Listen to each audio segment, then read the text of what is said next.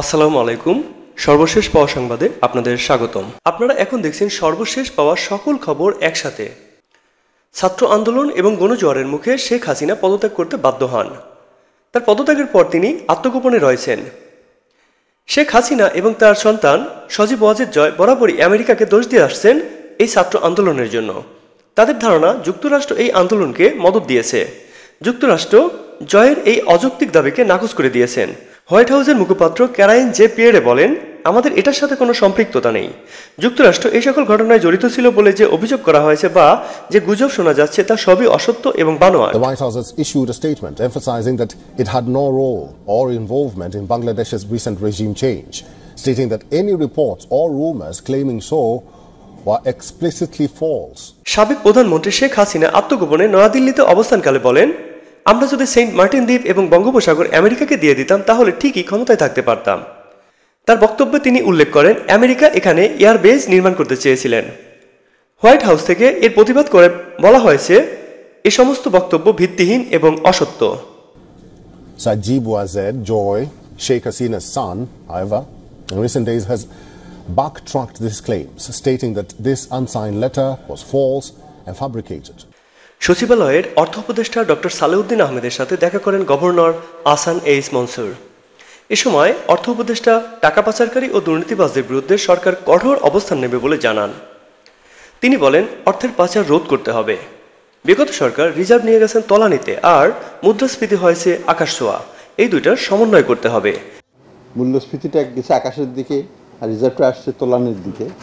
Reserve বাড়াতে হবে, অন্যদিকে মুদ্রাস্ফীতি রোধ করতে হবে, যেটা খুব সহজ কাজ নয়, তবে তারা সর্বাত্মকভাবে চেষ্টা করে যাবেন। তো দুটোকে কীভাবে রিব্যালেন্স করে মাঝে মাঝে জায়গায় নিয়ে আসা যায়, একটা রেসপেক্টেবল জায়গায়, সেটা আমাদের চেষ্টা করতে হবে। একদিনে তো হবে না।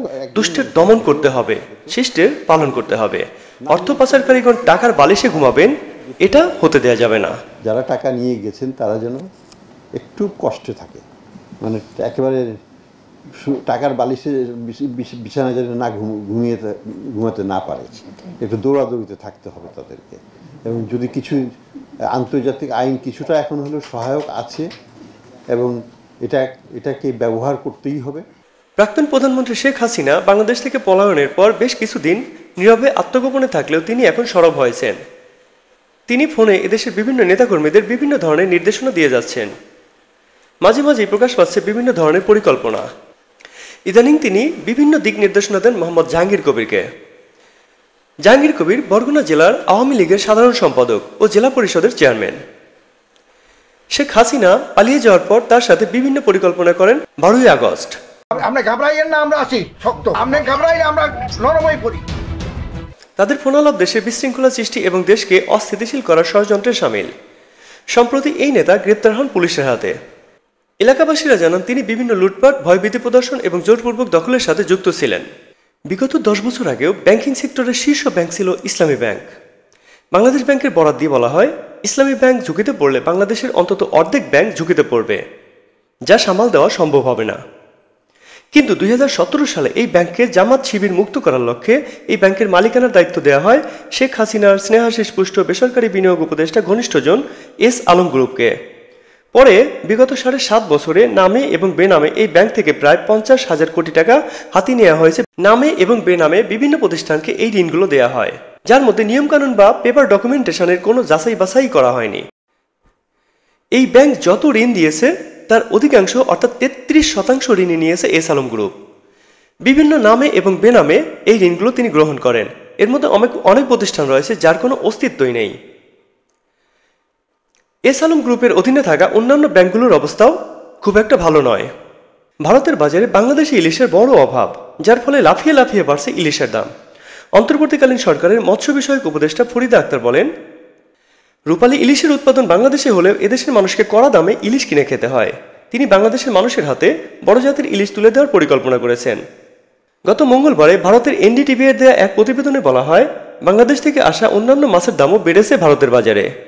কি হলো সেই হাসপাতালে নুনু দেখানো তত্ত্বাবধায়কের? শিক্ষার্থীরা জানতে চেয়েছিলেন ডাক্তারগণ হাসপাতালে নেই কেন। সেই প্রশ্নের জবাবে কিভাবে একজন হাসপাতালের তত্ত্বাবধায়ক ক্ষিপ্ত হয়ে তার গোপনাঙ্গ বের করে দেখাতে পারেন, এটা জানা নেই সভ্য সমাজের। সিরাজগঞ্জ জেলা হাসপাতালের পরিচালক সাহেব বলেন, উনি একটু বেশি রিয়াক্ট করে ফেলেছেন। উত্তেজিত হওয়ার পরে একটা উনি অ্যাকচুয়ালি বেশি ওভার রিয়েক্ট করে ফেলছে, যেটা আসলে কাম্য নয়, যেটা আমরা আসলে লজ্জিত। শিক্ষার্থীদের পক্ষ থেকে জানানো হয়, যেখানে তারা রাষ্ট্র সংস্কার করার চেষ্টা করছেন, সেখানে এই নামধারী শিক্ষিত লোক অশ্লীল অঙ্গভঙ্গির মাধ্যমে সমাজটাকে কলুষিত করছেন। পরিচালক সাহেব জানান, 13/8/2024 তারিখে তাকে ছাড়পত্র প্রদান করা হয়েছে। খারাপ ব্যবহার করলো ছাত্রের সাথে। এখানে একজন মহিলা মানুষ ছিল, তিনি প্যান্টের জেব খুলে তাকে বিভিন্ন অঙ্গি দেখানোর চেষ্টা করেছে। এখন হলো বর্তমান তত্ত্বাবধায়ক মহোদয়কে পরের দিন গতকাল তাকে স্ট্যান্ড রিলিজ করা হয়েছে হাসপাতাল থেকে। সর্বশেষ পাওয়া খবরের মধ্যে রয়েছে সাবেক প্রতিমন্ত্রী জুনায়েদ আহমেদ পলকের গ্রেপ্তার। সাবেক ডেপুটি স্পিকার শামসুল হক টুকু, সাবেক প্রতিমন্ত্রী জুনায়েদ আহমেদ পলক এবং ঢাকা ভার্সিটির ছাত্রলীগের সাধারণ সম্পাদক তানভীর হাসান সৈকত আজ 14/8/2024 রাতে গ্রেপ্তার হয়েছে নিকুঞ্জ এলাকা থেকে। খিলক্ষেত এবং পল্টন থানার টিম ছিলেন এই অপারেশনে। একটু আগে ঢাকা মেট্রোপলিটন পুলিশের পক্ষ থেকে যে গণমাধ্যমকে জানানো হয় যে এই যে তিনজন, একজন ছাত্রলীগের সাধারণ সম্পাদক তানভীর হাসান সৈকত, একজন আওয়ামী লীগের নেতা এবং সেই সাথে আইসিটি প্রতিমন্ত্রী জুনায়েদ আহমেদ পলক এবং সেই সাথে শামসুল হক টুকু, যিনি এই যে সংসদটি ভেঙে গেছে সেই সংসদে তিনি ডেপুটি স্পিকার ছিলেন। এই তিনজনকেই এই নিকুঞ্জ এলাকা থেকেই সন্ধ্যার পর তাদেরকে একটি বাসা থেকে গ্রেফতার করা হয়। তবে সেই বাসাটি নিকুঞ্জের কত নম্বর রোডে সেটি কিন্তু পরিষ্কার করেনি এখনও, এবং খিলক্ষেত থানা ছিল এই অপারেশনে। আমরা কথা বলি। এ পর্যন্ত পাওয়া সর্বশেষ খবর এখানে শেষ করছি। সবার আগে সংবাদ পেতে চ্যানেলটি সাবস্ক্রাইব করে আমাদের সাথেই থাকুন।